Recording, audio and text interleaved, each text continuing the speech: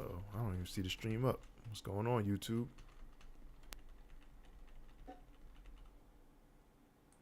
There we go.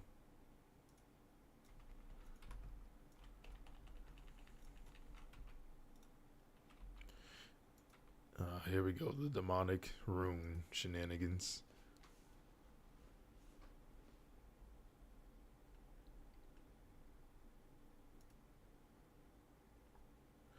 So it's been a minute since I've done like just a chill gameplay type stream. Normally I do like topics and stuff and I kind of consider them. You can kind of consider it like blog stuff or podcasty style stuff, but no, normally I have like a topic.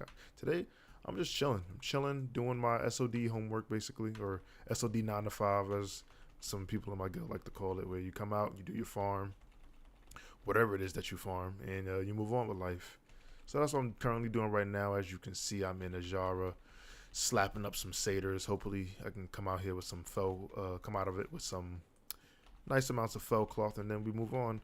As the title suggests, probably talk about a little bit of Cataclysm later. And I know season 4 just dropped on retail. Maybe talk a little bit about that. Don't know if y'all really interested in that, but yeah, we're gonna keep the topics flowing as I just kind of do my farm here. I did not buy more food, which I probably should have did before I got out here, so hopefully I won't need it too much. Hopefully these satyrs have a chance to drop the roasted quill, so maybe they'll bless me up with it. But yeah, kicking it easy. So I guess in terms of SOD, there's been quite a few changes actually. So today they did a lot of class tuning, and I mean, they already announced that this would be happening, so I don't think it was really much of a shock to anybody. I want to say, like, I think this is pretty much standard, pretty par for the course. But we'll go through it anyway. So let's check it out. So a lot of things have happened, namely to the hunters and the paladins. I think those are probably like the bigger of the changes, in my opinion. So with the hunters, they basically buffed ranged hunters across the board. Rapid killing, which is a talent, now reduces the cooldown of rapid fire by 80%. It was a 2-minute reduction. Chimera shot weapon damage was increased from 120% of your weapon damage to 135%. Explosive shot base damage before attack power scaling got increased by 50%. Sniper chaining now has a new effect when you stack it up to 5 times that allows aim shot to be instant, which is kind of dope actually. Not sniper spread, serpent spread. What did they do to serpent spread? Causes multi-shot to apply serpent sting. Oh, they just duration increase. So it went up from 6 seconds to 12 seconds, and steady shotting got an increase in damage. So range hunter across the board kind of just got the super buff, and I think, and I don't even have to think about it. Don't got to speculate on it too much because Blizzard actually stated that range hunter was just lackluster compared to ranged melee hunter. Sorry. And that was a fact. Melee hunters were just slapping things up. And not only were they slapping things up, they still brought the utility of the other hunter. Except for, I would say, maybe like Trap Launcher. Trap Launcher is still kind of range hunter-esque. Melee hunter has to like drop an important rune to get Trap Launcher.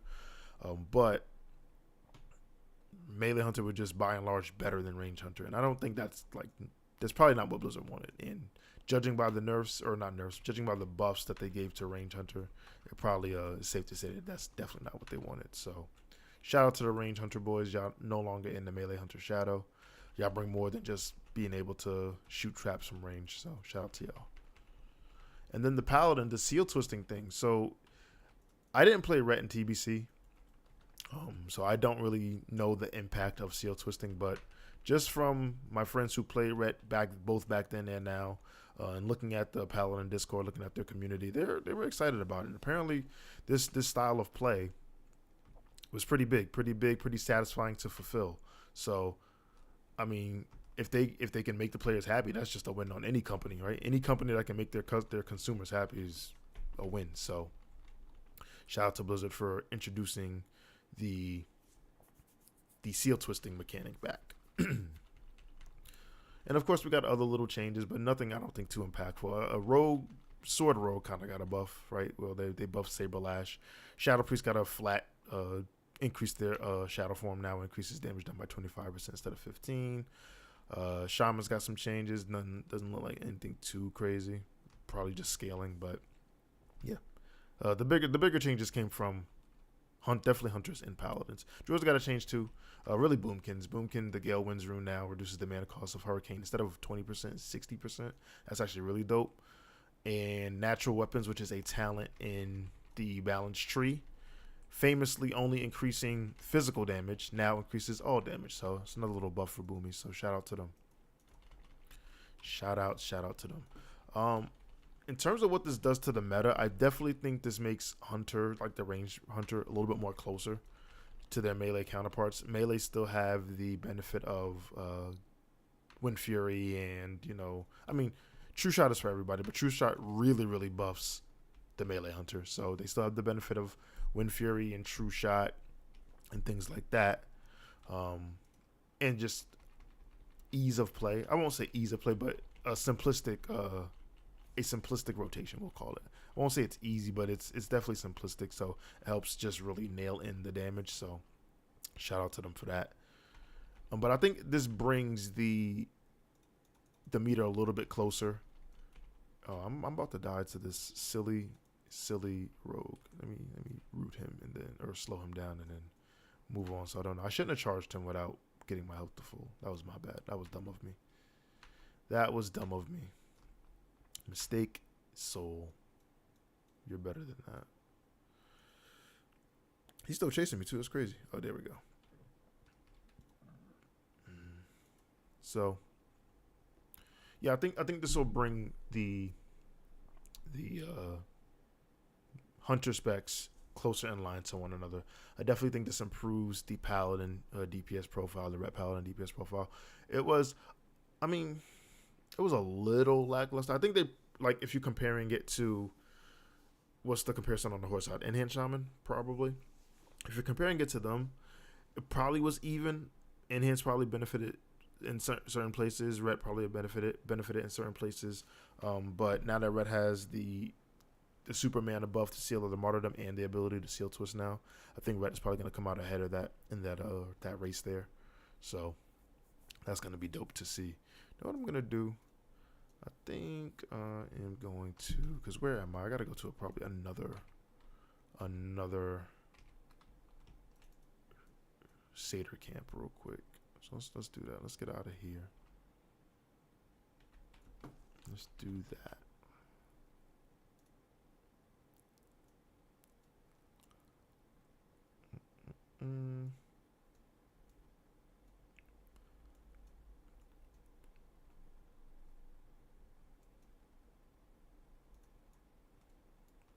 You know what I was gonna do, to be quite honest, and maybe I'll do it in the Cata part of the stream. I was definitely gonna look at the Cata stuff because I've been getting a lot of comments about Cata.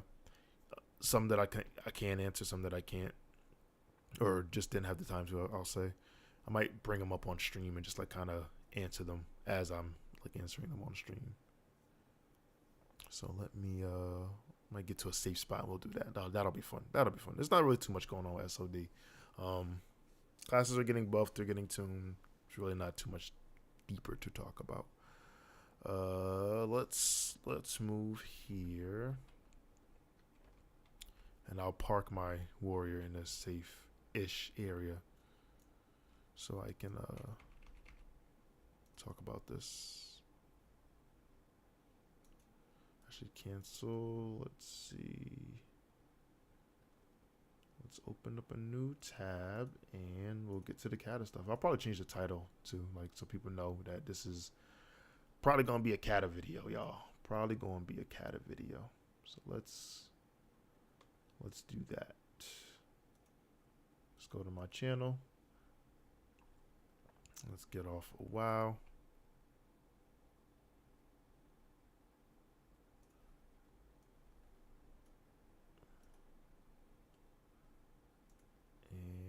Oh, I can probably move my logo here. Maybe shrink it. Let me see. Probably shrink it. Advertisements, everything, right? And put my cam back on. Easy. Easy clap. Alright. Let's see. So we got... No. I'm definitely looking at my own live. That's crazy. Let's go to my channel. Here we go. Here we go. Okay, so as y'all can see, most of my Cata stuff is popping off. And I've been able to sometimes answer people about it, sometimes not. So let's go on here. Let's full screen this pup, and let's see about some comments that I haven't gotten a chance to respond to. Here, let's do this too. Edit. Let's do this.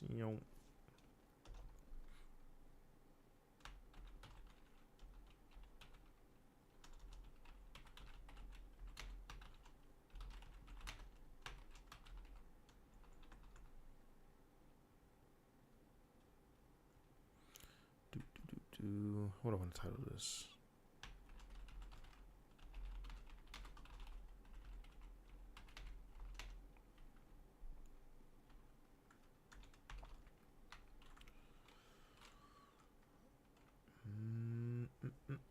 Boom. We'll call it dude.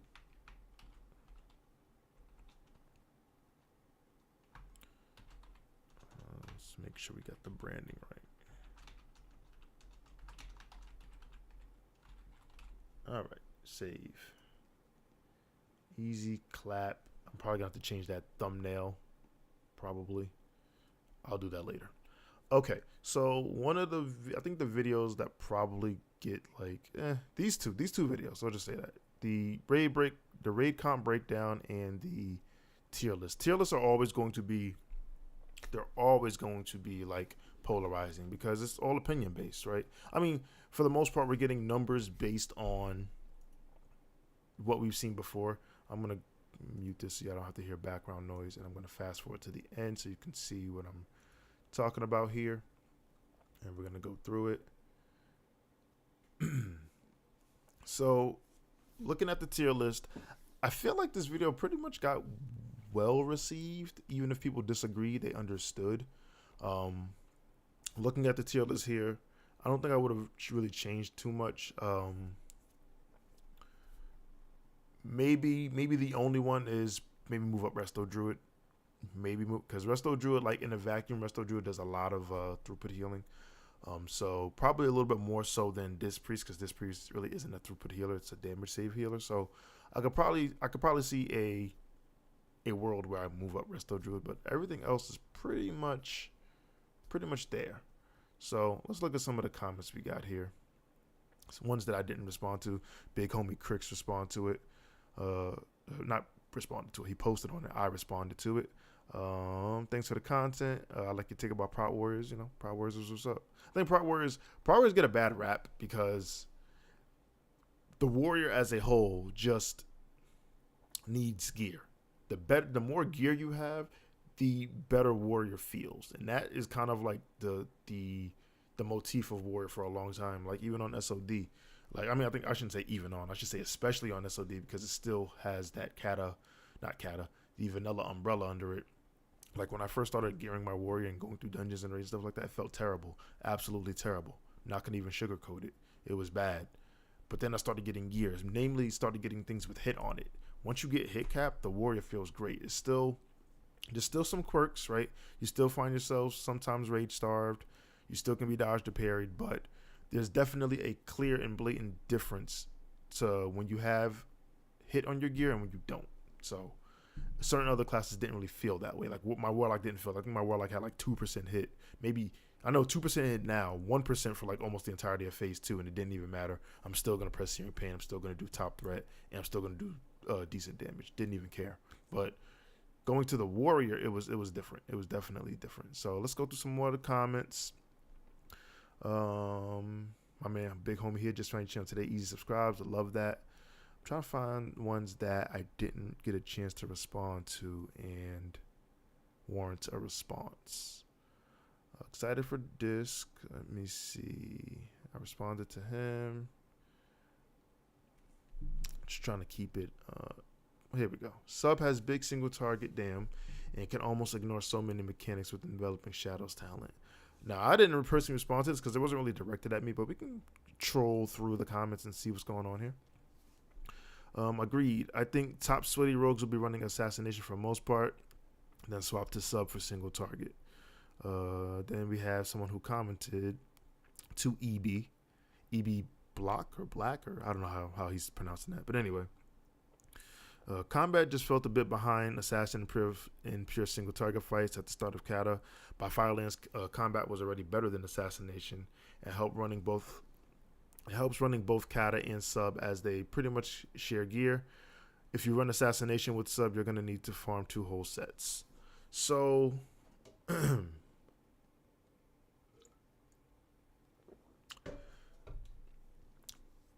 just going off of Rogue, looking at this, I mean, there is a point where subtlety does become in it on its own. I don't necessarily think it becomes better than the other 2 specs. Outside of pure non-cleave, how am I word this? Pure non-cleave, medium duration, right? Because I feel like Assassination. I feel like combat, because of its frequency of cooldowns, works really well on short fights, and then really well on like time bracket fights. So if you have a 2-minute fight, you have a 4-minute fight, you have a 6-minute fight. But most Cata fights are around that 5-minute-ish area. I think that's going to play well to the combat and to the assassination rogue. I don't know how well that plays into the subtlety. I'm not going to sit here and pretend like I'm a rogue master. But I think those type of fight length is really important to, especially melee, uptime and stuff like that. But I think it's really important to those other 2 specs, and I think it's a little bit less important to the sub spec. What's up, Big Bubbles? Let me double check. Any thoughts on about the upcoming Warlock changes? Kind of sounds like it will be big to me. If we're talking about SOD Warlock changes, I mean, it's interesting to see them even do more SOD Warlock changes. I mean, they did just do Warlock changes. A big one is giving the pets life tap, so now you don't have to worry about your imp, like your machine gun imp, running out of mana, because that was a really big deal for SOD Warlock. If you made the mistake like I did and you accidentally ranked up your firebolt on your imp, you had to do a lot more pet control because he was going to spam it and run out of mana, especially if you're running, improved firebolt and which is the machine gun imp spec. So, but the life tap thing kind of just immediately eliminated that. So I'm interested to see what else they do, because I think if anything, they're probably going to put a little bit more balance changes into the affliction tree, because right now, even though they did just super buff, unstable affliction, I still think fire is kind of like the go-to and the easier spec to play. And when a spec is easier to play in a vacuum, that means it's easier to perform on. Not all the time, but most of the time. So if you have an easier spec to perform on versus a spec that has a whole bunch of like spinning plates that you got to do, i.e. dot timers, then the fire spec is also gonna pull ahead. But I think I don't have any other information other than me just theorizing, but I think the changes that they do to Warlock's upcoming is probably going to be more akin in the Shadow and the Affliction tree versus the Destro or the Demo tree, because they did already do changes that were pretty big in the Demo tree and just for Warlocks as a whole. So I was going to say, good question though, and I appreciate you pulling up on the stream. So I'm glad we answered that rogue question, and I'm glad I got a chance to talk about Warlocks with Big Bubbles. Let's see. All right, let me see. My man, Pre-Slim84 says, those arms warriors are high, A at best, let alone top of S. Assassination is easy top of S with Shadow right behind. And let's see how other people responded to him. Fire Mage, Arms Warrior, Shadow Priest are all S tier. Most of the range specs are solid and close. Warriors on top. Warrior is the top DPS in tier 11 and through most of Firelands until casters get Dragon's Wrath. I assume that's what DTR stands for, but that doesn't make sense. I don't know. I'm not going to assume I know what DTR is. So I don't know what DTR is, but maybe he's talking about Dragon's Wrath. I don't know. So Arms Warrior, I mean, I'm going to keep it real with you. Arms Warrior just has the kit, especially in tier 11, that just allows them to perform effectively on every single fight. Think about the raids that happened in tier 11, right? So we got Bastion of Twilight, we got Blackwing Descent, we got Throne of Four Winds, right? The Arms Warrior is good at single target. It's good at 2 to 3 target cleave. It's good at AoE. It's good at sustained DPS thanks to the deep wounds and the strikes of opportunity. It's good in all the damage categories, right? Plus, on top of the fact that it does a lot of damage. And then, you know what? I'll bring up the 4.3 changes and probably 4.2 because we're going to be playing on 4.3. But I think it's important to look at what the type of changes we're going to be working around, because I think people forget that. So let me see. I think, what's the new Warcraft wiki? Is it Warcraft like .gg? Yeah, it is. It is. So let's bring this up real quick. So what we got to do is I'm going to duplicate this because I'm going to need to go back on it. So let's bring this over here. This is just 4.32 actually. This isn't 4.3. So let's go back to 4.3. Oh, that's A. Boom. All right. I'm going to maximize this pup real quick too. And let's go down to Warrior. And let's talk about it. So, first glance, you can see that there's not really much going on for Warrior right here, right? They got some charge changes. They got, Slam got an animation. Colossus Smash got an animation. Rage generating ability now briefly interrupt rage decay, which is kind of dope. Mortal Strike got its healing reduction increased because 10% was kind of laughable considering Mortal Strike used to be 50% and them giving it 10%, that's kind of crazy. Dual Spec got increased, and then Fury got its own Mortal Strike-esque effect. So off rip, not too much, but then you got to go back, scroll up real quick. And I think honestly coming off of 4.2, I'm pretty sure ARMS got a nerf because they were so strong. Let's go back here, the Firelands tier. Let's go to Warrior. So one of the big changes Warrior got in the Firelands tier was Recklessness and Deadly Calm can't be used at the same time. Recklessness, you all know, is the crit cooldown, quote unquote. This isn't the right version of Recklessness, so that's why I didn't mouse over it before. I'm pretty sure the Firelands version of Recklessness just increases your crit by like 30% for a short duration. It doesn't do this, so don't pay attention to that. I think that's like the vanilla classic version of Recklessness. And then Deadly Calm, I think this is actually the correct version of Deadly Calm, or close enough to it. It says level 44 Warrior talent. I think it's trying to incorporate, what is it? Current WoW stuff, which actually we can kind of disprove real quick. But anyway, let's start with this real quick. So the major things about the 4.2 changes, the Firelands changes for ARMS Warrior, was they got kind of a big nerf from their two-handed weapon specialization, going from 20% to 12%. That's kind of a big nerf, right?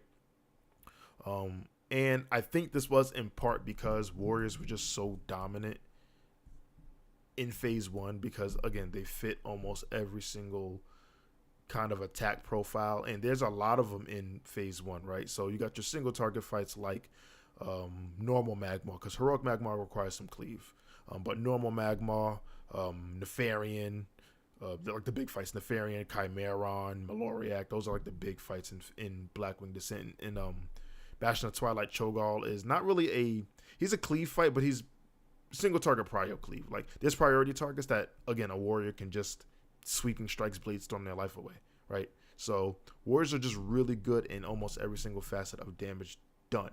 They're not just good at single target. They're not just good at cleave. They're not just good at sustained. They're not just, I would say maybe like big, large scale AoE that's like more than like 6 targets is where they start to falter. And that's not really the Warriors thing. But like if it's like 5 and under, Warriors slapping shit. So I think these nerfs were kind of warranted. Especially the Wombo combo of Recklessness, Deadly Calm. Like Deadly Calm, Recklessness was wild. That was a wild combo, and that was honestly part of a combo that made Warriors so strong in phase 1, which is tier 1, which is what we're gonna get. Because imagine having, I'm pretty sure it's 30% crit, but just imagine having a whole bunch of crit for a short duration, and your abilities not costing anything for a short duration at the same time. Like you're gonna demolish things. Any class would. So it's not, it's pretty easy to assume that a warrior would, especially because personally I think Strikes of Opportunity, which is their mastery, is pretty broken, considering I think it could proc off itself. So warrior, I definitely absolutely believe it deserves to be an S tier, but again, tier lists are meant for difference of opinion, and the fact that he thought that I tiered warrior a little too highly, He said, what did he say? He said assassination should be easy top of S tier. I disagree with that. Because I think assassination doesn't adhere to every single type of damage out there. I think assassination does really well on single target. I think it does solidly decent on AoE. I think two target cleaver kind of it kind of falters. I think three, like any small amount of cleave, it kind of falters. I mean redirect kind of helped, but I think also just the combo point classes kind of falter when there's high priority adds to switch to, and then they got to switch back to the main target. So I don't know. Like if we're just talking straight numbers, maybe you can kind of say assassin is akin to arms, but I wouldn't put it next one and one next to each other because of those reasons. Like it doesn't fit the mold for every single type of, or almost every single type of damage profile. But yeah, I should like this actually. I should have did that. Boop, there you go. And then we got my man Bob in Greek. My man came out with the blick. He said, Disc is the best healer in Cata. You have no idea what you're talking about. Okay, Bob, let's break that comment down. So my man said Disc Priest is the best healer in Cata, hands down. I don't know what the fuck I'm talking about. Bob, I think you're wrong. And the reason why I think you're wrong is because Disc. All right, first off, let's go to the back to this stuff here. Boop. Talking about profiles, one thing you gotta know about healing in Cataclysm is that it is way different than the preceding expansions. It's way different than Wrath, TBC, Vanilla. I think it's different from Mop. Like, there's nothing like Cata healing until you get to, like, in my opinion, until you get to things like WoD and Legion, where especially Legion. Oh, don't get me started on Legion. Especially Legion, where the kill mechanics were just kill mechanics. But I'm sorry, not Mop. Cataclysm, the kill mechanics were basically almost kill mechanics. They were tuned in such a way, at least in the beginning. We're getting 4.3, so take what I'm saying with a grain of salt. But they were tuned in such a way to basically almost kill you, and it was your healer's responsibility to recover. And any kind of mistake or follow-up damage would mean the death of you. Point in case, I've said this example multiple times. Electrocute, I think I called it Crackle, because I think that's what the emote was when Nefarian did it. But Electrocute on Heroic Nefarian absolutely slapped. If you did not have the aspect of the wild from a hunter, or nature was just totem from a shaman, you were going to take some serious damage. And any other follow-up damage was the end of you. World in Flames on Ragnaros is another one. World in Flames, you just straight up died to. Like maybe if you had a high enough health pool, you could take a tick, and one more, you're out of here. Done. Over, gang. And to some extent, I'll even say to what Bob is saying, there's some truth to that, because a Divine Aegis shield, a Power Word shield, could save you from that next follow-up death. I'm not saying he's wrong, but saying Disc Priest is the best healer for that, absolutely not. He's bugging out of his damn mind. And the reason being is because the throughput healers just really, really shined in Cataclysm. Cataclysm is also where Spirit just got normalized to be good for every single healer. Every single healer now just gains mana per casting based off their Spirit now. So Spirit is just good for all healers. Hold on one second. Take a swig.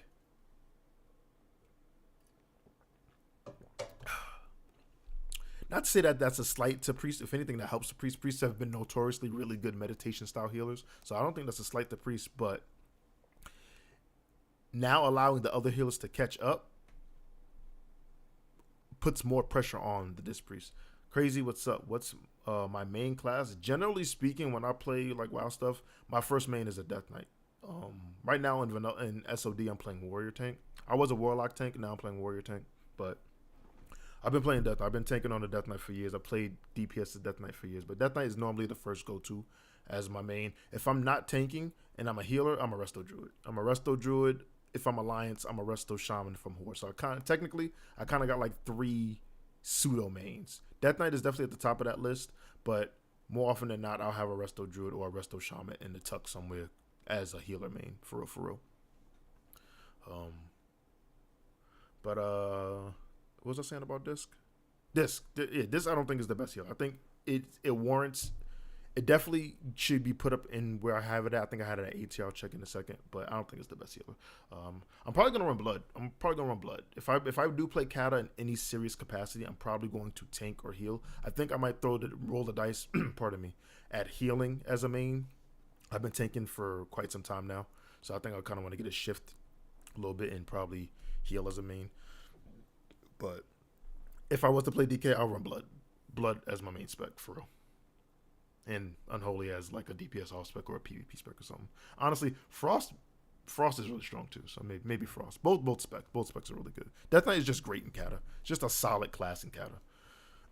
But going back to this, yeah, I in my right mind, I can't say, just knowing the type of damage profile that comes out in Cata. Now, I will say this. You know what? Let me backtrack a little bit because I didn't spend too much time on Cata private servers, so maybe this priest really just was the shit on private servers, right? I didn't spend nearly as much time on the Cata private server as I did the Wrath private servers, so maybe this priest is just out there right now. But my opinion, I don't see it unless the Cata server runners, like, they changed, certain values of, like, renew and divine age and stuff like that. Maybe people are just ignoring mechanics because they have a whole bunch of divine shields and power berries.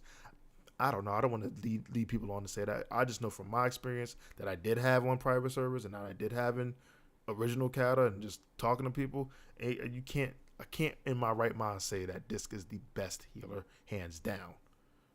One of the best, sure. But yeah, I don't think it's better than Paladin. No way. I think that was the last comment on this video. Oh no, this troll. I didn't even respond to this. My man said Frost Mage is one of the most powerful classes in Cata. Every mage, yeah, this is trolling. Come on, bro. Like, come on, my guy. I didn't even respond to that. But yeah, Disc is the best healer, hands down. I don't know about that, my boy. But I'm down to revisit this when Cata gets in full swing and we can go back and look at this. Maybe I'll do a video and I'll say, okay, this is what I predicted. This is what I tiered these things at. Wildhead's probably going to have a tier list. We can compare and contrast notes. All right, let's go on to the other video. The raid comp one is another one. Let's pause it. And that's a crazy shot that I just paused it on. Y'all can't see it. I don't know if y'all can see it in front of my. Oh yeah, y'all can. Never mind, I can see it. Let's see. I want to go to the end here and see what I said. Okay, so this is what I have for a 25-man raid comp setup. And I think looking at it now, probably the only thing that I would change is, and I'm sure I've said this in the video. But just looking at it at face value, I'd probably replace the protection paladin with a bear druid. But looking at what I have set up here, there's not many paladins. You want to cover all those bases, so protection works fine. Like, all the tanks are great. I think blood and bear are just in a league of their own kind of when it comes to Cata, especially bear. Bear really got like a facelift coming from Wrath to Cata. Where Wrath, I felt like it was kind of like lackluster, but Cata, it really got a facelift. So bear is bear druids. If y'all like feral druids, y'all like tanking as bears, yeah, it's y'all come up season. But that's probably the only thing at face value I would change looking at this. Frost Unholy, maybe that's a little redundant. You could probably run something else there. I'd definitely run a warrior there. I don't know what I was doing. Definitely run a warrior there. But here I have the group 4. I have the just synonymous range and melee buttons. You definitely run a warrior there. Warrior's also really important too, because like execute's still good. Execute phases are still really good, especially on super long fights like Ragnaros, where his last phase just lasts forever. A warrior is going to be slapping with execute over and over and over and over and over. So I definitely say you'd probably drop the Frost DK, get a warrior, change this assassination to combat. You still get the buff. You can move on with life. I probably was doing this just to cover all buffs. But yeah, or even Arms. Arms still has Blood Frenzy, right? Let me check that tree. I'm pretty sure Arms still has Blood Frenzy. I don't think they would take that from them in Cata. But let's just double check that real quick because I don't want to be wrong. I don't want to be wrong where I could have easily looked it up and been right. That's what I'm saying. Oh yeah, Arms has Blood Frenzy. So yeah, you can easily replace the Frost DK with the Arms Warrior. You got it. Easy clap. Easy clap. Shrink this down. I might put that in the pin. Like, yo, I was wrong for that. I should have put arms in the tool. I should have did that. But anyway, look at the comments. Let's see what I didn't respond to. Link the comp tool. I'm pretty sure I did. I thought I put the link in. People always ask, what is this? This is the WoW raid comp tool. If you see at the bottom there, it was made by Dahlia on ATS. And you know what I'll do? How long ago was that comment? Oh, that was a while ago. I'm bugged. See, that's what happens when I get sidetracked. I'm going to do my man some justice. He probably found it by now, but I'm going to do my man some justice. I'm going to copy and put it in. I should have did this a while ago. Put it in my description. But you know what? Just to show some on-screen brevity. Let's do that. And let's see. I don't remember what server that was, to be quite honest. I don't remember. First time I heard someone say Arcane gets better than Fire. So yeah, Arcane definitely is better than Fire if we were playing in phase 4.1 and 4.2. 4.2, I think, to 4.3 is when Fire just got out of control. So much so that they nerfed Fire in the 4.32 patch. So let me double check real quick. Because Fire got a super buff in 4.3. So, but Arcane was just solid. Arcane was just solid, especially if you gave your Arcane Mages Dragon's Wrath. Arcane was just a super solid spec. Your Pyroblast got a 26% buff, and the dot portion of that got a 100% buff. Fireball got increased by 17%. Living Bomb got increased by 10%. And the Explosion got increased by 120%. And Combustion could crit. Yeah, Fire got the Giga buff in 4.3, right when Dragon Soul released, but then they kind of dialed back the buffs in 4.32. So, and they didn't really do anything to Arcane. Like, they didn't really do anything. I don't know why. Maybe they felt like it was good. Maybe they felt like it was comparable enough to Fire now. Let me check Mages in the 4.2 patch. Arcane actually got a nerf in 4.2. It got a small nerf to Arcane Blast. Nothing major, but yeah. So that's that. Yeah. People are asking, what's this website called? Like, that's crazy. My boy here said, can we get this guy more subs? I responded to homeboy here. I think what I might do is I might revamp this video, honestly, and do an update to this, to be quite honest. I think I might do that. Because I feel a different way about it. I want to talk about it. I think I might do that. Premium. Let's go back to my channel real quick. Is there another video I want to talk about?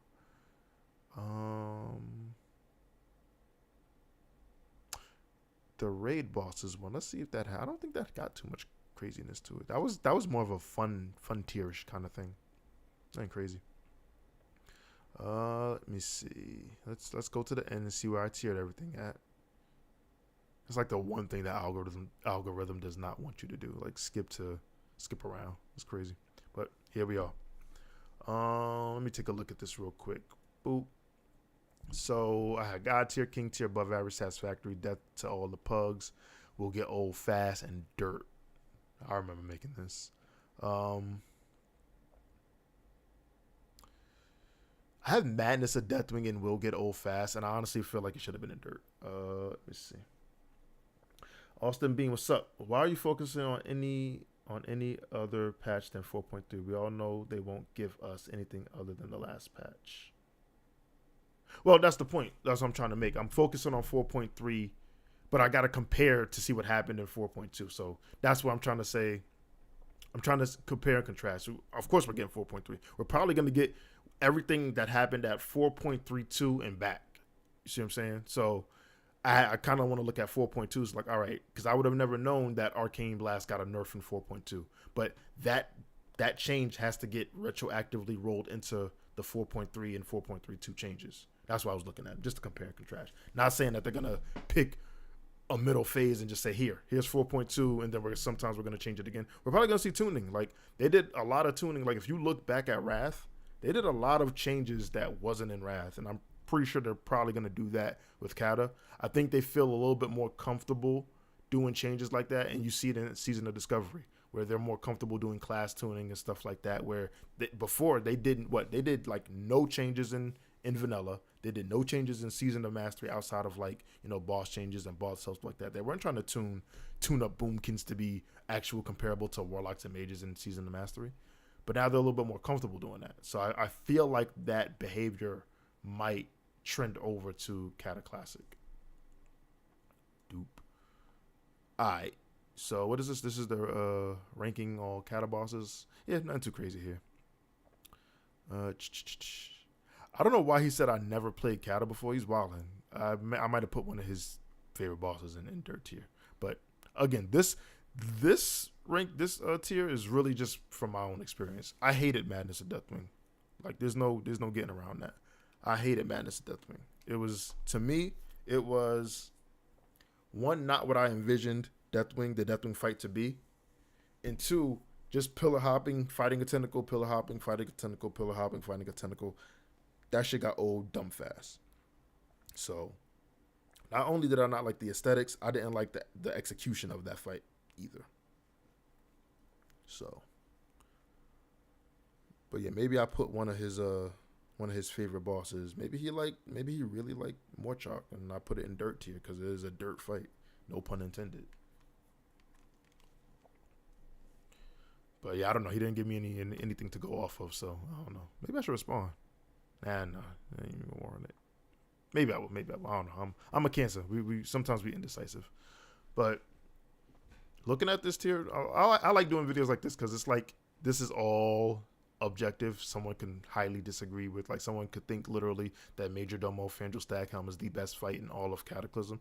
They would be wrong, but they could feel that way, and it breeds conversation. You know what I mean? It breeds different conversations. So I kind of like doing tier lists where it's not like, because like when you do a class tier list, almost everybody's gonna have the same 5 or 6 classes in the top, right? They're gonna have Warrior up there, they're gonna have Fire Mage up there, Shadow Priest up there, Death Knight up there. So it's not really much room for differences of conversations in that regard. But for something like this, someone could absolutely feel like Fandral Staghelm was the best fight in Cataclysm, and then we can talk it out. I could disagree. I could say my points. They could say their points, and yeah, it breeds conversation.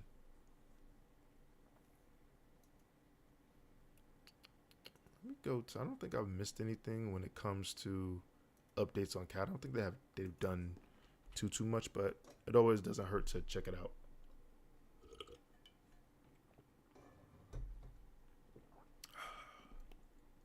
All right, so we all know pre-patches is next week. It's next Tuesday, I believe. Pre-patch is coming. I will definitely be playing pre-patch. What I will be playing, I still have not decided my main yet. I just was answering crazy about what my normal go-tos for my mains will be, and I still haven't even decided if I'm going to be tanking or healing or even DPSing, because Warlock is definitely looking like something that I might DPS on. So I don't know. Normally when I pick a main or I pick a class to play, I have a certain goal in mind. Like Death Knight, I just wanted, when I picked Death Knight for Wrath Classic, I wanted to relive what Death Knight was. I kind of sort of got that, kind of really didn't, but it's fine. It was overall, the Wrath Classic experience did what it needed to do. I played through its entirety. It was cool. But for Cata, I think I'm really erring on the side of healing, because I know the other versions of WoW that I'm going to be playing, so like Season 4 and on Dragonflight and Season of Discovery, I'm going to be tanking more than likely. So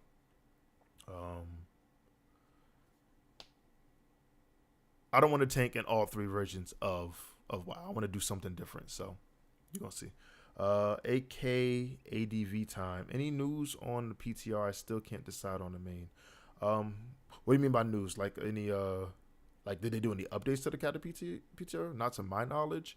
I've been playing a little bit of the Cata beta, and it's pretty much all par for the course.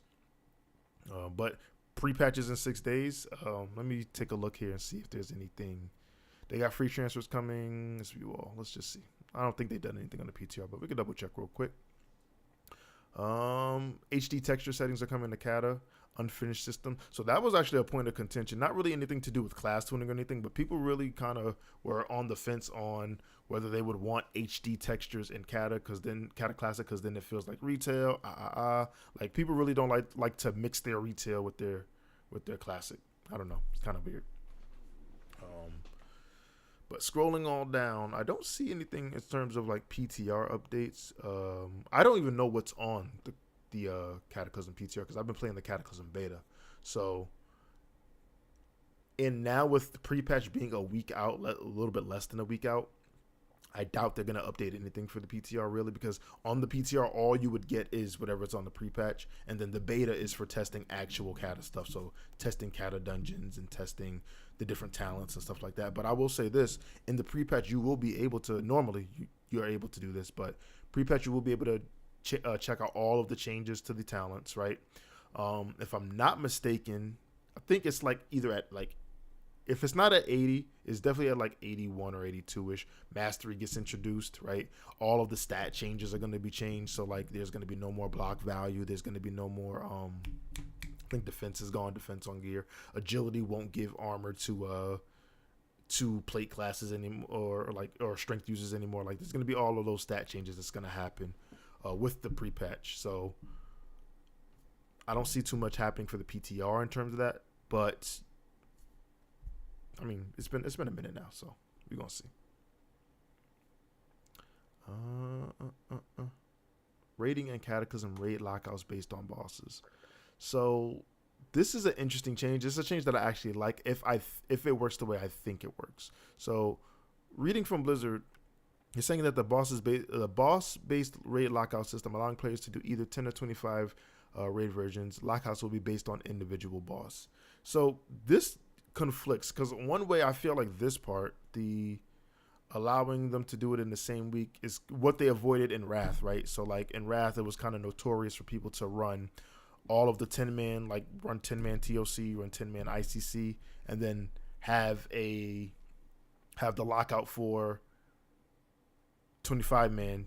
Well, it was the way it went. It was like this: you could do 10-man normal, 10-man heroic, 25-man normal, and 25-man heroic, all on 4 separate lockouts. That's how original OG Wrath worked. Wrath Classic didn't work that way. You could either do 10 normal or heroic under one lockout and 25 normal or heroic on one lockout. It was only 2 lockouts versus 4. This sounds like it's a little bit of the same, but then it says lockouts are based on individual boss. So does that mean like if I'm in a 10-man raid guild and I go into Blackwing Descent and I kill Magma and Omnitron Defense System, but then I miss the next guild raid, can I go into another raid group that hasn't killed it and do that fight and just not get loot on those fights? Is that how that's working? That's kind of cool. Like that's kind of how retail works. Like the lockouts are on the bosses. So if you kill a boss and you get loot or you don't get loot, whatever happens. You can kill that boss. You can join any group and kill that boss as many times as you want. You just won't get loot, but you can still go with the group and kill the boss and just get to whatever boss you need loot from. So I don't know if that's how that's going to work, but let me see.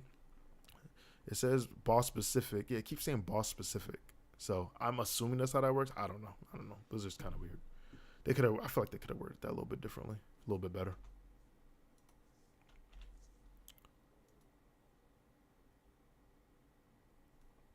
Let's see. Yeah, nothing. Cata pre-patch. Nothing. Yeah, I don't really see anything too much on the PTR or things of that nature. One thing I would like to ask Blizzard. I don't know if they're gonna announce it or not, but I wonder if they're gonna put an LFR.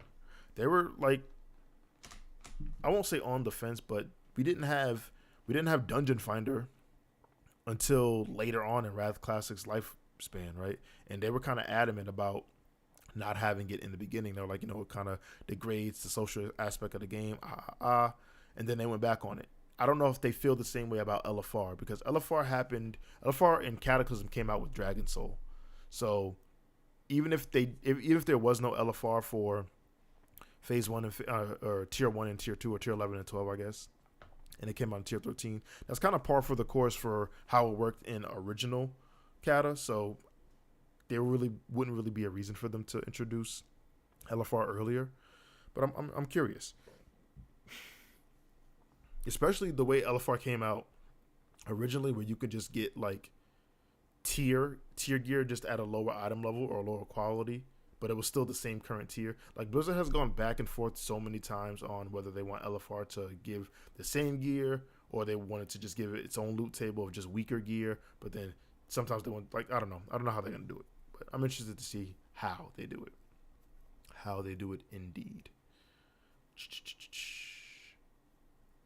And I think that's it for Cata stuff. I don't think anyone has any questions. If you have any more questions, y'all could shoot it in the chat or shoot it in the comment. I promise I'll see it this time. Like, I'm going to be on it with responding. Normally I'm pretty good. Sometimes there's a few that I miss. But normally I'm pretty good with either liking a comment that gets posted or just straight up responding if it's a question. Let me see. Is there anything else I want to do in regards to Cata Classic? Don't think so. I know one question I got as a DM before about Cata Classic, and it was if I was going to do the tank and the healer talent build setups. Like I kind of started. I did it with the Blood DK and the Pharaoh Druid. I started with those two. I had I think I still have it, a recorded video of the Paladin, the prop build, and the Warrior build. Whether or not I edit and post them, I don't know. I felt like, I don't know. I did it all for Wrath because when around the time Wrath Classic was coming out, there really wasn't specific information about talent builds and stuff like that out too much. You had a couple content creators doing like wide spectrum blanket guides, like, all right, if this is a hunter guide, they would do a small section on talents, small section on abilities, small section on rotation, small section on best gear, and then it would culminate into a large video. But a lot of the times I would go to the talents and I wouldn't get the information that I wanted, so I would end up having to do my own research anyway. And I was like, you know what, I could just make a video on this. So I'm still debating on whether or not I want to do it, because nowadays people, especially like content creators and Wowhead, they tend to focus more on each section, so there might not really be a need for me to do it. But I don't know, if people really want it, I guess I could. I would like to do the Warrior. Like, the Warrior is the one. Like, Warrior is like the most unsung tank because I think it has the most struggles on the gear up process. Not to mention that the Cata dungeons, at least in their initial inception, was pretty difficult. Like, they were slapping kids. Like, you could spend all night in the Stone Core and not clear it. I don't know if Blizzard's gonna implement those versions of the dungeons. I feel like they should. Again, Cata is what, 10, 11 years removed now, so people are better. People have better machines. Players are better. Weak ores exist. All that stuff. Like, I think there's a lot more information. Not to say that there wasn't information back then, but there's a lot more information now. Like, you could literally jump into Discord and have access to basically a hive network of information if something is troubling you, if there's a difficulty. So I think it would be a little bit better. It would go a little bit better if the difficult dungeons were in the game. So there you have that. But yeah, I think if I am to do another video for talent builds, I think the next one I will release is the Warrior, and I'll probably just talk about the Warrior and stuff like that. Should I do one that, like, just do a build up at face value? I feel like that's kind of cheap. I want to, like, give it its time. Maybe I'll just wait. But just straight up, I don't want to make this a Warrior section, but we're gonna make it a Warrior section. But just looking straight up at some of the highs and lows for Warriors, it really depends on the damage that's taken. AK says, for my S and A tiers, which are the more casual friendly when it comes to gear dependency? Let me go back to that video. I can definitely check real quick. Let me see. So this was the ranking, Chris. That's not what you're asking for. You're asking about this one. It's still saved. Okay, so let's pause it. Let's go here. So for the S tier and the A tier, which one are more casual friendly when it comes to gear dependency to perform? I think Warriors are always going to be tough because they're pretty gear dependent. A lot of their damage is either based on weapon damage or attack power. More so attack power now in Cataclysm. Like, I think Blizzard, I think their strikes of opportunity work off of their weapon damage. Let me double check that though. I don't want to give misinformation here. Let me see. But warriors just notoriously work better with gear and work not so good without gear. That's kind of what the prot warrior blight is. Like without gear, they feel super squishy, but with gear, they're kind of great, especially if the damage is blockable. Like then they're gods. But let me double check the warrior mastery real quick, and I can double check that. Let's see. Cataclysm 4.0.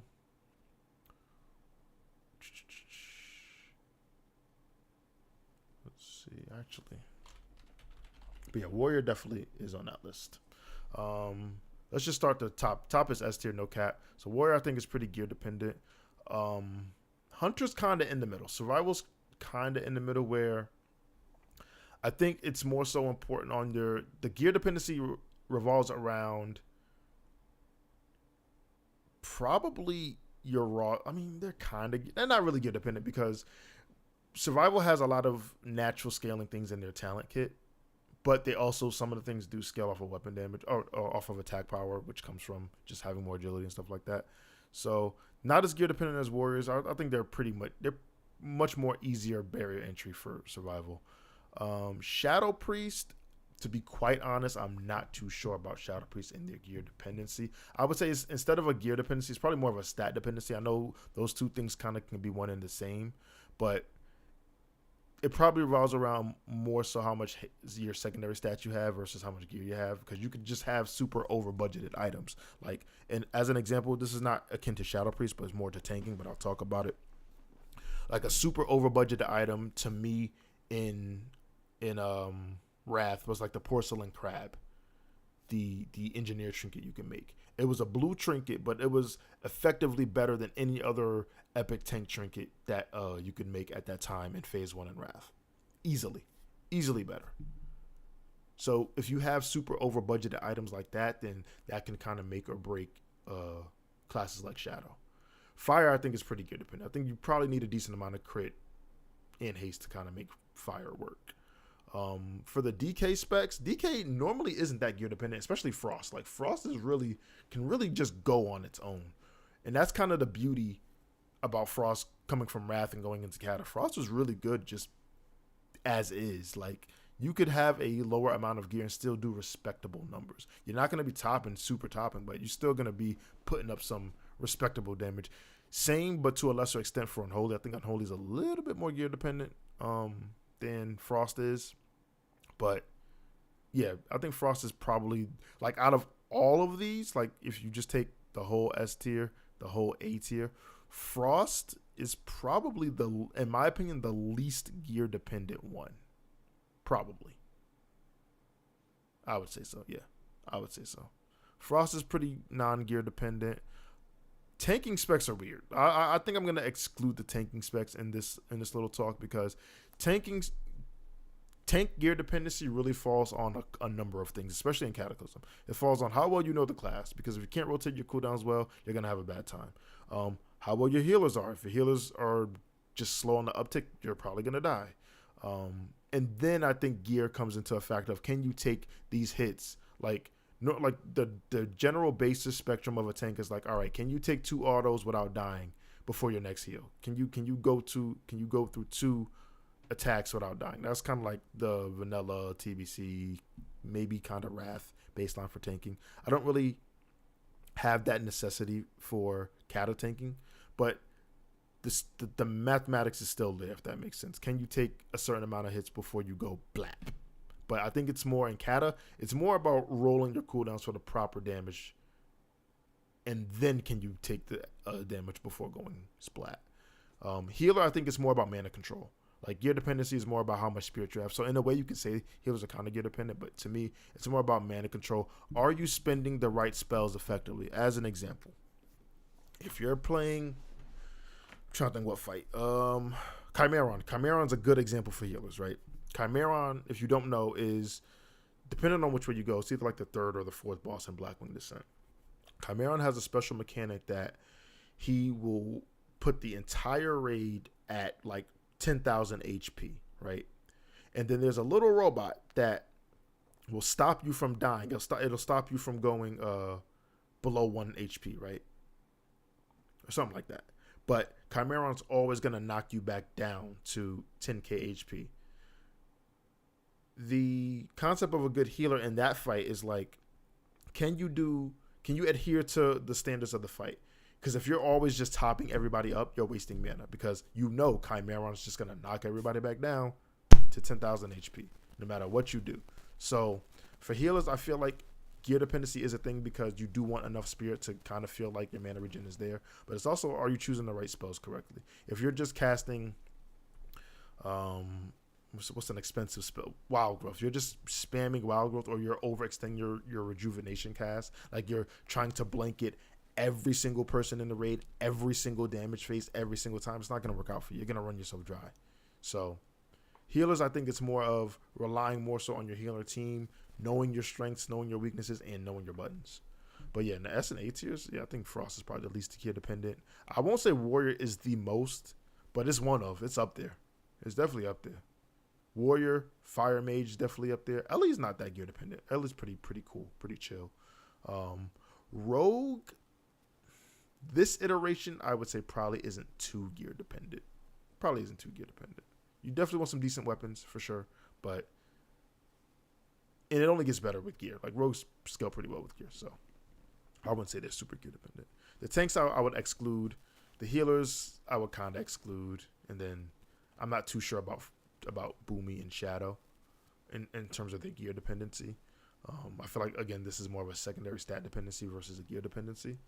But Fire, I think, is definitely a gear dependent thing. Good question, though.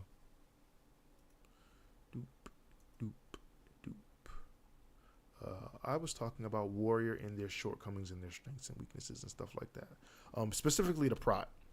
Prot, I think, going back to that gear dependency thing, I think Warrior, especially for the Prot side, because I definitely tanked on the beta as a Prot Warrior and it felt horrendous. I don't know if it was me. I don't know if it was the healer. Like, I'm a pretty good tank. Like, I don't want to toot my own home. I'm a pretty good tank. I have really good situational, environmental, and self-awareness. I know I'm pretty good at receiving information, processing it, and making the decisions where I need to, right? And I was just getting slapped in Black Rock Caverns. And I ran it a couple times. I didn't know, just take the one off and say, oh, Prot Warrior sucks. Like, no. I ran it a couple times, and I ran it a couple times on that Warrior, switched to the Death Knight, switched to a Bear Druid, switched to a Paladin, and the Warrior just struggled. It struggled. Maybe one day I'll do it like a live where I just like play each tank in the dungeon on the beta and show. But the Warrior was just struggling. Now, granted, like I said, I had a different healer each time. The first time I did it was with a Disc Priest. The second and the third time, I had a Shaman with me. The fourth time was with a Resto Druid. And each one had its different struggles. But I think the main thing was, because I didn't have a Warrior, like I couldn't copy a Warrior from Wrath because I didn't main a Warrior. Didn't really play a Warrior in Wrath. Played it for a short time in Old War, but nothing that I had gear with. And that's why I didn't really want to compare my Death Knight to my Warrior. My Death Knight's full ICC and Ruby Sanctum heroic gear. Can't really compare that to a Creator tune, right? You can't really do that. That's not fair. So I think what struggled with the Warrior is that it was not really good at magic damage taken. It was, unless the damage was blockable, Warrior just struggled with their damage intake. And granted, you could say, well, no shit, so that's the strength of a Warrior. That's why their mastery is critical block. When damage is blockable, they are gods. They can, like, if you don't know the block changes for Cata, there's no more block value. Whenever you block an attack, you would just block 30% of whatever the damage was. Warriors, their mastery, they have a chance to block 60% of the damage. So they can really reduce auto attack damage. They can really reduce physical damage, stuff like that. But if the damage is not blockable, if it's on it, and you could be tricked, right? It can be damage that's tied to a melee ability, but it just not be blockable because it does magic damage or it does true damage, whatever have you, right? If the damage isn't blockable and it's bursty and it's magic, Warrior is just struggling. I just didn't have the health pool to survive. Now Warriors don't have, they have good cooldowns. Last Stand is a pretty good cooldown. It's no longer, it wasn't 10 minutes in Wrath. I'm thinking SOD brain. It's 3 minutes, 30% of your max health. It's a pretty good cooldown. Shield Wall, we all know, is a pretty good cooldown. It's 40% of your, it's 40% DR. Like, we all know that. But outside of those two cooldowns, they don't really have anything else. They have shield block, but again, that's just for auto attacks and blockable damage. If the damage isn't blockable and you don't have the health pool to soak up that magic, you're kind of on the back foot a little bit. So I think that's probably the biggest weakness to warrior. Before your health pool is really high, you're kind of susceptible to some damage. And even if you look at their talents, like they have certain things that'll help them out, but like a lot of their DR comes from being able to block things like shield mastery. And certain things do help, like, and the reason why I'm mousing over shield mastery is because it's supposed to be the bridge between both. It reduces the cooldown of your shield block, reduces the cooldown on your shield wall, and it lets you when you have shield block active, take reduced magic damage. But I don't think this is enough, to be quite honest with you. I don't think this is enough, especially because it's tied to shield block. Normally when you're pressing shield block, if you're in a dungeon anyway, you're taking a whole bunch of mobs. You're trying to block the incoming auto attacks, right? You're trying to block the incoming auto attacks. You're not really thinking about using shield block to stop a fireball cast or a random shadow ball cast, right? So I think it being tied to shield block is a gift and a curse, because it does cover both bases if something is doing both at the same time, which normally raid bosses do both at the same time. But it's a detriment if you're taking a couple of things. You really want to reduce your block, your auto attack damage, because that's always going to be, in terms of a tank, the auto attack is always going to be most of their damage taken. So I think it's a gift and a curse tying a magic damage reduction to shield block. I think that's why Warriors got shield barrier and ignore pain in later versions of the game, is because they wanted something for that reason. They didn't want a magic DR or all encompassing CD just tied to shield block. So I think that's why they did that. Jose Torres, what's up? Thoughts on enhanced shamans? So enhanced, I'm gonna tell a funny quick story real fast. So when I first got into a serious hardcore raiding guild, right? When Cata first launched, first phase, I was a Death Knight and I joined the guild, and their raid schedule was 4 days a week, 4 hours a night. They were serious. We were like top Alliance guild easily. We were pushing shit, right? And we had an enhanced shaman. This enhanced shaman happened to be an officer in the guild, right? I was playing Frosty K at the time, and he had full heroic tier 11, right? So he had all of the heroic tier. He had 2 heroic weapons. He was pretty much BIS. I think he was missing maybe 1 or 2 things, but he was pretty much BIS. For whatever reason, and this is a good guild, so you think the officers in the guild knew how to play, right? For whatever reason, he just could not outpace some of the other damage dealers, and he had way more gear than he had more gear than me, like as a new recruit, and I was even starting to catch up to him on some of the fights, especially once I started getting gear. Like, and you could chalk that up to, all right, it's an enhanced versus a Death Knight. Death Knights scale well. Shamans kind of notoriously at this time really didn't scale too well, but ever since then, I always kind of implanted in my head that enhance is just a bad spec, and I don't really think that's true. Let's look at the 4.3 changes, and then we can look at some of the talents, and so I can tell you about some shortcomings, or what I personally think are shortcomings of the enhanced shaman. But let me rages, and let's just go to 4.3.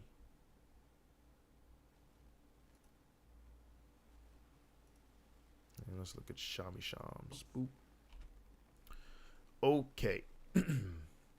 So, enhance. Improve Lava Lash now causes Lava Lash to spread Flame Shock. Pretty good little cleave buff there. Improve Lava Lash no longer increases the damage of Lava Lash by 15 to 30. This has been rolled into base Lava Lash. Pretty solid change, right? Mental Quickness has been readjusted. It now causes the Shaman to gain benefits. Shaman's supposed to behave as though the Shaman has spell power equal to 55% of the attack power. This is a big change for Shamans. This Mental Quickness one was a big change for Shamans. Basically what it's saying is a little more than half of your attack power will be converted to spell power, which worked really well with things like a Chain Lightning or a Flame Shock. So that's dope. Maelstrom weapon can now also proc from fully absorbed melee attack. So that was a big change too, because you had like there were a lot in phase 1. At least I don't think there was too many in phase 2, but I know in phase 1 there was a lot of boss mechanics that put shields on bosses, and then you had to break them. Excuse me. Sinestra had a mechanic like this on her eggs. I think Cho'Gall had some sort of absorb mechanic on it, like that as well. I'm trying to think who else had one. There was another one. I can't remember right now. But when a shaman attacked, he couldn't generate Maelstrom if the attack was getting fully absorbed. Meaning that until that shield was broken, you couldn't really generate one of your main resources. Really big detriment to enhanced damage. And maybe this is why that story I just told of why my enhanced shaman officer was struggling so much, because his main resource just couldn't be generated until the shield was broken. That's actually a horrible game design. And I'm surprised it took them until 4.3, until Dragon Soul to come out, for them to fix something like that. That's kind of crazy if you ask me. But overall, looking at the shaman changes, the mental quickness one is the biggest one here, in my opinion. That's the biggest one here. So that's really dope.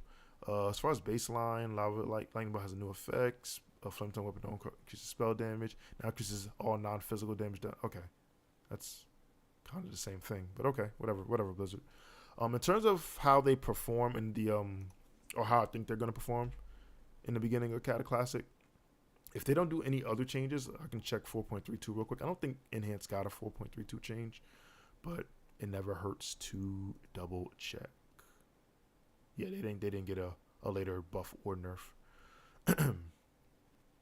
In terms of how I think they're going to perform, I think shamans will always just be a class that starts off really strong, not needing too much, and then as time goes on, the other classes will outscale them. That's how I think it's going to work out for shamans.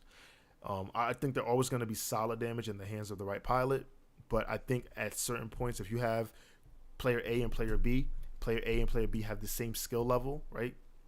They're both high performing players. Player A is a shaman, player B is a mage. Player B is at some point is going to outscale the shaman. Just how it's going to be. I could be 100% wrong, but I think that's how it's going to be, because we've seen it so many times on so many occasions in so many various forms of WoW. We've seen it in today's version of WoW in Dragonflight. Like, it just happens. So I think that's what is going to happen with the shaman, to be quite honest. I don't think it's going to be bad in any regard. I just think it's eventually going to get outpaced. And I don't know why. Like, I mean, I don't know. On one hand, you could say it's a stat thing. I think honestly, the enhanced shaman mastery is kind of lackluster aesthetically. I think it could have been better. Appreciate it, Jose. Appreciate it. Thank you for the question. Thank you for the view. I also think another thing. I think a big thing before we even got to like the Maelstrom not being proccing on fully absorbed attacks or the mental agility thing, I think Feral Spirit was just a weak cooldown for far too long, to be quite honest. I think it just never was really a big cooldown or as big of a cooldown as it should be. I think one way they could have fixed it, if they didn't want to outright just buff the Feral Spirit damage it did, which I think they maybe have done before, I think they should just reduce the cooldown and reduce the duration. Change it to a minute cooldown or change the duration to like 20 seconds. Because the Feral Spirit being a 2-minute cooldown, you got to think about other 2-minute cooldowns, right? So like Avenging Wrath. I don't think Feral Spirit is on the same scale as Avenging Wrath, right? Hell, look at Pillar of Might, which is the new Frost DK cooldown. It gives you 20% strength for like 15 seconds on a minute cooldown. That's better to me than Feral Spirit. So I think Feral Spirit was just a weak cooldown for a long time, and that didn't help the shaman at all either, to be quite honest. But I will say this: I love Resto Shamans. Resto Shamans, even whether they're strong, whether they're weak, whether they're meta, whether they're not meta, Resto Shaman to me is always going to be one of my favorite healers. Resto Shaman and Resto Druid, for real.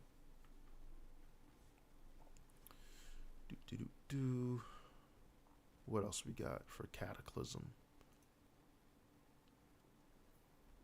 I don't think there's anything else. I say that, and then I always find a topic to jump back in on. But I'm definitely gonna do one of these days. Maybe what is it? What do we got? How long we got before pre-patch? We got 6 days. Maybe what I'll do is whenever I do Cata content, I'll just stream the beta and I'll stream me tanking or playing, or maybe even healing, playing different tunes. And I want to show people like how I play, not only how I play, but how these classes are performing, right? Um, because I think it'll be fun content. I think it'll be interesting to see. I don't know, like I don't know how many people who are playing the beta. I got into the beta pretty easily. I didn't get in on the first wave, but I opted in like once the beta launched. I opted in the next day and got in. So I think it's pretty easy. I did not get into the War Within Alpha, so I'm good enough for Cataclysm Beta. I ain't good enough for the War Within Alpha, but yeah, I think I'm gonna do that. The next stream I do is gonna be some Cata Beta content in the wild. I'm thinking Feral is gonna perform better than what a lot of tier lists are saying. I delved into a ton of old footage from OG Cata, and current preservers will say it's A tier. Thoughts. So here's the thing. I think you're talking about Feral DPS. I think that's what you're talking about. Here's the thing about Feral DPS. Feral DPS, I think, is going to be great for a couple of reasons. Number one, hold on. Let me bring back that page. Hold up. Damn, I keep putting it to the side and I don't know. Oh, here it is. All right, but you know what? I'm gonna duplicate this before I drag it over, just so I don't lose it again. And then we're gonna backspace. We're going to scroll down here. I'm going to duplicate this again and this one again so I don't lose this. And I'm going to close out this other stuff. Close. I'm just having all this other stuff open. All right. So, Feral DPS. I think that's what he's talking about. You can correct me if I'm wrong.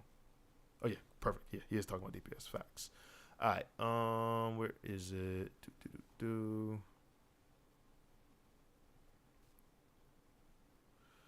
So I think just to straight up blatantly answer your question, I think Feral does deserve to be at top of B, low A, I would say. And that's only in certain areas. So Feral got a nerf in 4.3 because it was so strong. Here, I can actually show you. Here we go. Where is it? Feral. Nope, that's Druid, but not Feral. Where is it? Here it is. Boom. Swipe damage reduced by, well, it reduced down from 415 to 340. That's because Druids were wilding. Bear form did get a little buff because I think around this time, so this is in 4.3. This is when Dragon Soul's coming out. I think Bear got a buff because at the time, Death Knights were just incredible in Firelands. But yeah, going back to DPS, I think Feral's going to be good because not only is the player base better, like if you're looking at old, like you said, you're looking at old OG Cata videos. A couple of reasons why Feral is really good in my opinion is number one, their mastery is great, and I have it here. Their bleed damage thing, that is a phenomenally scaling mastery. Like normally, mastery scaling is very different for each class. So for the Feral Druid, the mastery just scaled at a really good rate, like their Razor Claws mastery. But like the main Gosh Rogue mastery kind of scaled at a lower rate. The Deep Healing Resto Shaman mastery scaled at a lower rate. But the mastery for Feral Druid scaled at a phenomenal rate, right? So that's number one. Their bleed, and I mean, bleeds in general are just really, really strong because they can't be, like, I mean, resists are kind of out the window anyway, but they're bolstered by already the Mango. They can't really be resisted, and they just, again, scale so hard. I think this is the scale rate. If you look far, like the rating per 1%, 17.5, that's going to be great. It's only going to get better in the Firelands tier when Feral can get the Matrix Trinket. I think that's what it's called. I'm going to see if I can pull it up real quick. Here. You know what? I already have another tab of mastery open. So let's do Firelands.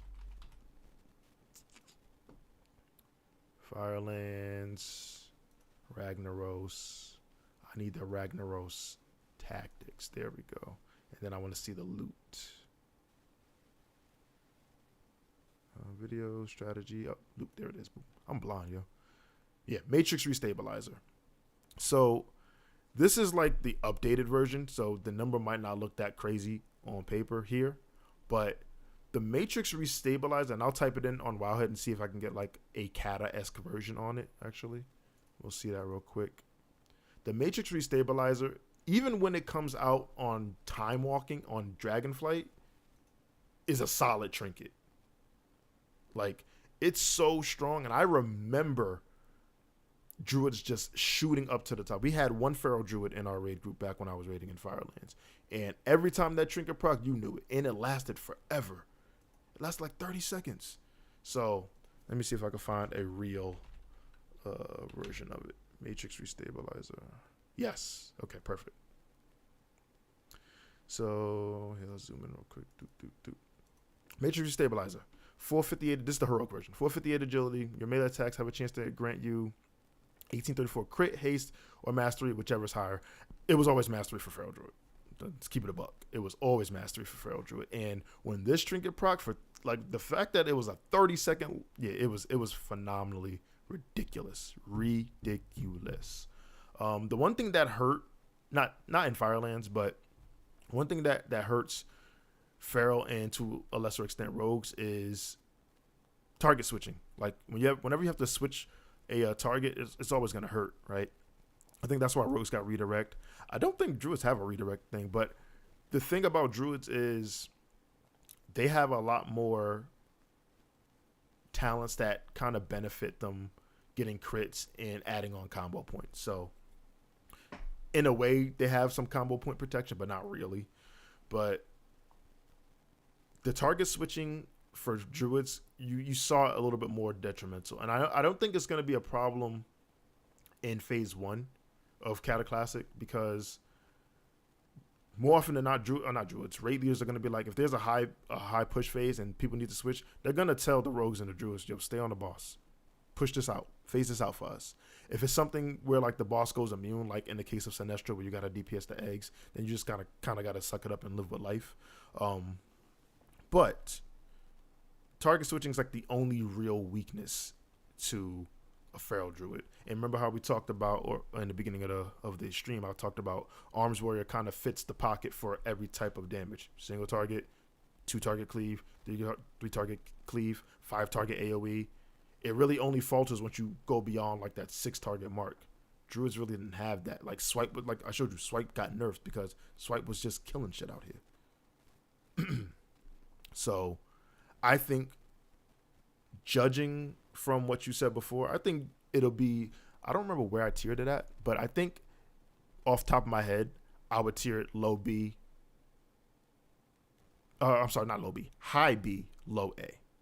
High B, low A. Let me see if I can bring up my my own thing real quick. Our sword rogue's back. Who knows? Find out later next time on Dragon Ball Z. View.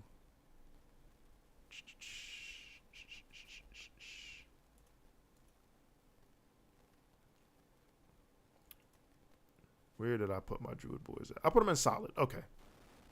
So you can say basically that I put them in high. I really put them in mid B, but I could see them put in high B. Although I will say this, early on, because shamans aren't really as gear dependent, they're pretty strong early on.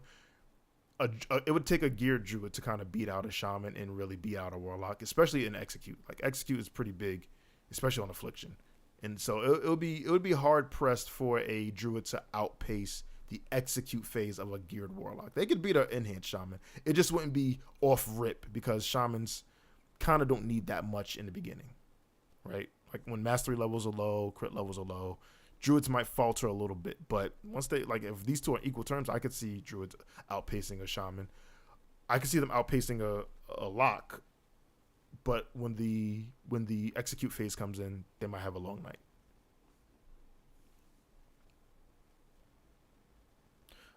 Thanks for the insight. Yeah, I'm kind of arms fist to pocket more. I'm curious to see how the numbers are tuned this time around. Yeah, I'm definitely interested to see. If we're just starting off rip from the 4.32, then I mean we kind of already know what's going to happen here. Fire is going to be in style. The Death Knight specs are going to be in style. The Rogue specs are going to be in style. Warrior is going to be great. Survival is going to be great. Shadow Priest is going to be great. I think Affliction in the beginning is going to be good. It might even outpace Demo, but Demo has a pretty good execute phase too, and it has a really, really potent cooldown. So we'll see on that. But yeah, I can't wait to see the numbers. I can't wait to see if they change anything either. I feel like they're more comfortable with changing stuff now, especially in the older versions of WoW. For sure.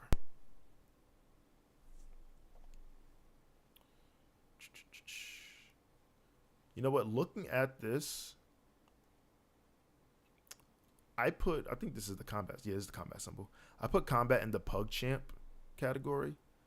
And I'm pretty sure I was doing this. I should have titled it, but I was doing this for phase 1. I could see combat being right behind Ret. The problem is with combat is that the specs that are in the solid tier outside of, I would say, like Mage and Warlock, but they just take off when they have gear. The specs that are in solid just don't need that much gear. Not to say that Rogues need a lot of gear, but my opinion, I think they need more gear than like Rets and Enhance and Ferals to really, really operate, right? So, but once a rogue gets geared, like they take off. And I know every single rogue is like kind of like waiting in the wing for that those legendary daggers. I think they're gonna buff the legendary daggers because one notorious thing about the legendary daggers, and I'm about to go on a rogue tangent, is that they weren't even BIS at the time of launch. They were great, but they weren't technically BIS. So I think they're going to buff the legendary daggers in the same kind of way that they buffed Valnir, where they buffed the item level to 258 instead of it being 245. I think they're going to buff the legendary daggers. I think it deserves the buff, to be quite honest with you, as well. Maybe I'll do that too. Maybe I'll do, not with the legendary daggers, obviously, because only one class can use it, but maybe I'll do like, who should get Dragon's Wrath Prio, right?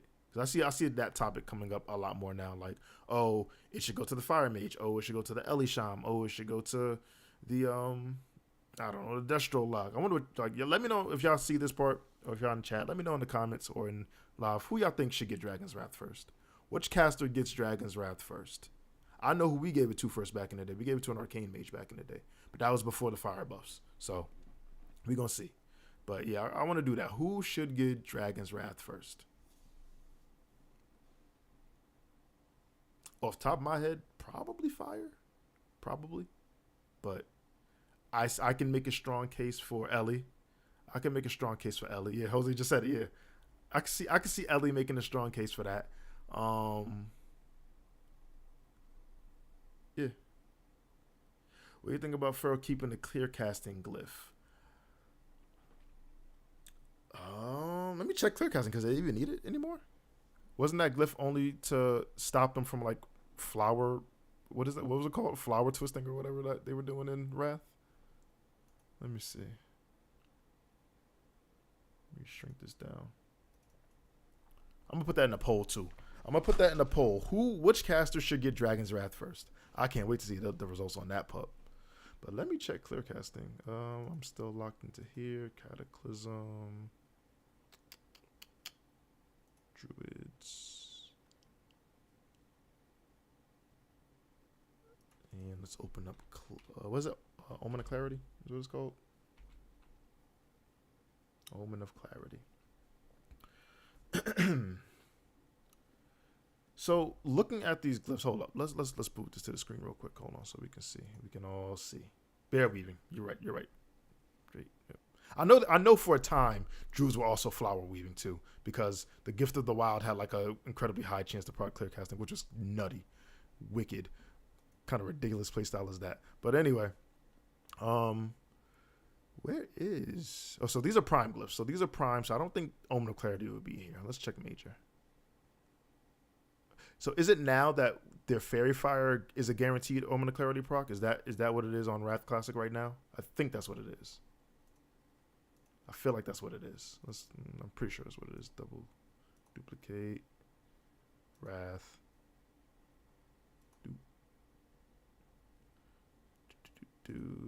I mean, Fairy Fire does. I think it does damage in Wrath too. Let me see. Where is it? What is it called? Is it even here? Oh, Glyph of Omen of Clarity. Duh. So it has. So yeah, Fairy Fire has a 100% chance to proc Omen of Clarity. If it's still a major glyph, if it doesn't become a prime glyph, I think it's pretty solid because so in Cata the prime glyphs are basically the majors that we're at. So the prime glyphs are all the damage ones. So like you got the duration increase on Berserk, you got the Shred and Mango increasing the duration on Rip, you got the periodic damage increase on Rip, the extra 5% from Savage Roar. So the prime glyphs are like the damage ones. I think I'm not a Pharaoh Druid expert, but I think the Pharaoh Druid glyphs for Cata work like this. I think you use these three. And then you kind of interchange the Berserk one for the Rip one, maybe. Who knows? If there's a lot of target switching, I don't see Bloodletting really being a thing. I think people are just going to always opt for the extra 10 seconds on Berserk. But again, I'm not a master Pharaoh Druid, but I think this is the glyphs that you use in traditional patchwork stuff, right? And then if we look at the major glyphs, let me see if they have it here. Oh, so here it is. So if this is still a thing, I don't see why a DPS Druid couldn't use it. Why not? There's really no other competition here. They're not competing. Like if this becomes a prime glyph, then you might have some choices to make, right? But if it stays a major glyph, I don't see an issue. Honestly, I think it'll be fine. I think it might even be a little too strong. But I don't think I'm ready to roll the dice on Blizzard making this a prime glyph yet. I don't know if I'm ready to call that gamble just yet, because like it's easy to say that because we see Pharaohs just popping off right now at the end of Wrath, because of course they have all of the armor pen, all of the gear, they got 3 Death's Verdicts, like not Death's Verdicts, Deathbringer's Wills, like they have all of the gear now, and Pharaoh's just really strong. But I don't know if they would, if they make Omen of Clarity a prime glyph, then yeah, you got some choices to make. Because what do you give up? Probably the path of least resistance is probably giving up Berserk. Like you give up Berserk because the duration increase is nice, but Berserk lasts how long? 15 seconds. 15 seconds is still a decent amount of time to get a couple GCDs off, especially if you already have this stuff up. Like you already have a good snapshotted Rip up. This is the one that you give up, right? It's going to feel bad, right? Because going from 25 seconds to 15 seconds is definitely noticeable. But I think to get the guaranteed free shred, you probably give up the duration on Berserk. Probably. I don't know for sure. But looking at it, outside looking in, I think that's the one you give up.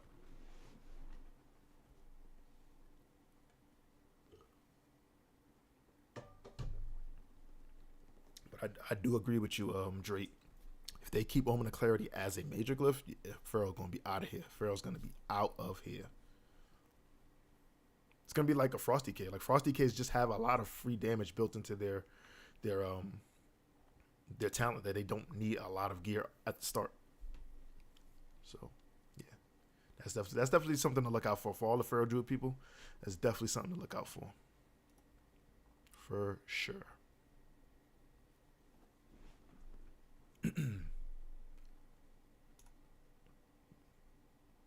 Yeah, because now it has some sizable competition. You have to take this. Sizable might not be the right word. I don't know why I picked Glyph of Focus, but like this, is there a Savage Roar one? I thought there was a Savage Roar Glyph for Wrath. Yeah. So this is like, I don't even know what the guide might recommend something else. Let's see what the guide recommends. I'm over here spitballing when I could just look at a Druid guide. Let's see. Oh, they don't even recommend Omen. Huh. What is this? Standard? This is the standard build. Shred, Rip, Savage. Let's see what the Shred. The Shred increases the Rip duration. So that's the Bloodletting. That's the one that gets changed to Bloodletting. So this changes too. Instead of increasing the duration, this changes to increasing your periodic damage on Rip, and then Savage Roar does the same thing. It just goes from 3 to 5. So yeah, if Druids weren't already running this, if this is the standard for most, I won't say all, but if this is the standard for most Druids, and then in Cata they get the ability to use, oh yeah, Blue Druid's about to be out of here. Druid's gonna be a problem. For sure. So let's see, hybrid off tanking. So is there any point where they recommend? I'm sure the deeper answer to what I'm about to ask is in like the Druid Discord or something, but I wonder if there is a point to where they would take one of these out for Omen. Interesting. Very interesting. Good question, Drake. Good question.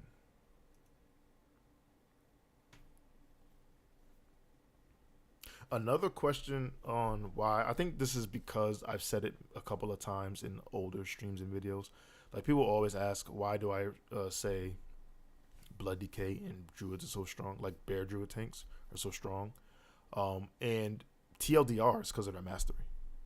Mastery is really great for every single, well, not every class, but Mastery is really good for the majority of the classes, but it's different on a blood, like comparing the tanks to one another, it's different on Blood Decay and Feral Druid than if you're comparing, like, to me, there's no comparison to the Blood Shield versus the critical block that warriors get, right? In some instances, critical block can be better. I would say critical block is better when you're tanking multiple things, right? The more attacks that you're receiving, the more chances you have to block something for 60%. Obviously, Death Knights can't block. But Blood Shield just straight up soaks up auto attack. So, and to me, damage reduction is great. Not taking damage is even better. And the way that Mastery scales in Cata for Blood, you could have a phenomenally large Blood Shield on you. Especially like with high levels of Mastery. So I think that's why, and Druid is almost the same thing. Savage Defense is akin to Blood Shield. You don't directly control Savage Defense. Like, there's no button that automatically puts on Savage Defense like Deathstrike does for Blood Decays, but it works almost the same way, where it puts a shield on you for, I think, 25%. It's like 20 or 25% of your attack power as a shield. Let me just look it up real quick because I don't want to misquote. I don't know if that's the Mastery version. I think that's that might be the Mastery version. Let me double check, because I did set it to Cata, right? Yeah, I did set it to Cata. Comments. Here we go. Someone already broke it down. So yeah, if this is already broken down, then this is the Mastery version. So when you deal non-periodic damage, so no Moonfire, no Lacerate damage, you have a 50% chance to gain Savage Defense, absorbing physical damage equal to 35% of your attack power for 10 seconds. This guy kind of breaks it down really well. I'm not going to read through all of it, but you can see here, Vengeance, which is another thing that makes tanking phenomenal. Jesus Christ, I can't wait for Vengeance. Vengeance is just straight up attack power that fuels Savage Defense. And obviously, as you're getting more gear, you're getting more attack power, you're getting bigger Savage Defense. It's almost the same thing as a Blood Shield. The more Mastery you get, the more gear you get, the bigger your Blood Shields. The more healing you can do, the bigger your Blood Shield. And these two things really make Druids and Blood Decay stand out, because not only are they doing a lot of damage, but they're taking very, very little damage, especially in the case of Blood Decay, because they have a lot of cooldowns to supplement the basically supplementing the fact that you have to kind of take damage to activate Blood Shield. Like, if you can't heal, then you can't really put on a Blood Shield. So actually, that's not really true. It's just once you heal, you can stack up your Blood Shield but it's bigger the preceding damage that you take. I'm explaining that wrong. I know, I've been playing Death Knight for years, and I'm explaining the most common Mastery wrong. Shame on me. But that's basically how it works. But anyway, again, taking no damage is better than reducing your damage taken. So that's why, like, when you look at Savage Defense, you look at Blood Shield, but then you look at, like, Divine Bulwark, and then you look at Critical Block. A lot of those things don't really equate. Let me see. I don't know if they're going to have it in the database yet. Let's see if they got it. Oh, they do. Yeah, so this is the Prot Paladin Mastery. Increase your block chance melee attacks, and each point of mastery increases the chance to block. And that's really it for Paladins. And I guess you can say that's fine because paladins were kind of notorious for having just small little passive DRs. So if they got another big one in their mastery, it would kind of be broken as well. So they have to do something. But I just think this can't really be compared to the other ones, and that's just how it goes. So where we at with this? I'm glad I did this Cata one. I don't often get a chance to talk about Cata stuff, but Cata's coming up. Pre-patch is in 6 days.